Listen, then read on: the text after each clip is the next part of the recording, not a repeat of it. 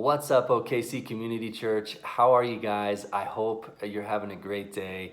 We're in our series, Jesus and the Scattered Church, and my name is Ryan, and I'm here to look at John chapter 12 and chapter 13 with you today. And if you haven't read those two chapters, that's okay. You can press pause in the video, go back and read those and reflect on them, and then join us. But if you have read them, that's awesome. We're going to jump right in and get going. So I had a couple quick thoughts from John chapter 12, verse 10 and 11. It says, "So the chief priests made plans to kill Lazarus, for on account of him, many of the Jews were going over to Jesus and believing in him." And when I read that, it just reminded me that there's so much power in our stories. There's so much power in our testimony, because when we walk through seasons of pain and difficulty, we feel like there's no purpose. But for Lazarus, you look at in chapter 11, he died and Jesus raises him from the dead. And then he's going around and he's sharing his story with anyone who will listen. And the pain and the difficulty that Lazarus walked through later became a story that he told, and that people then came to know and have a relationship with Jesus. And maybe you're walking through pain and difficulty in a season of uncertainty right now,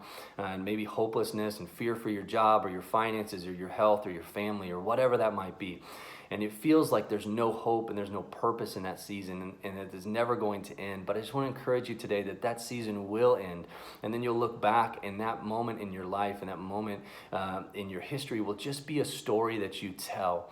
And whenever I'm walking through seasons like that, I always want to stop and remind myself, what's the story that I'm writing today with my life? What's the story that I want to tell? Because I don't want to walk through the darkest moments of my life and say, yeah, the whole time I doubted God, I blamed God, I hated God, and I lived in fear.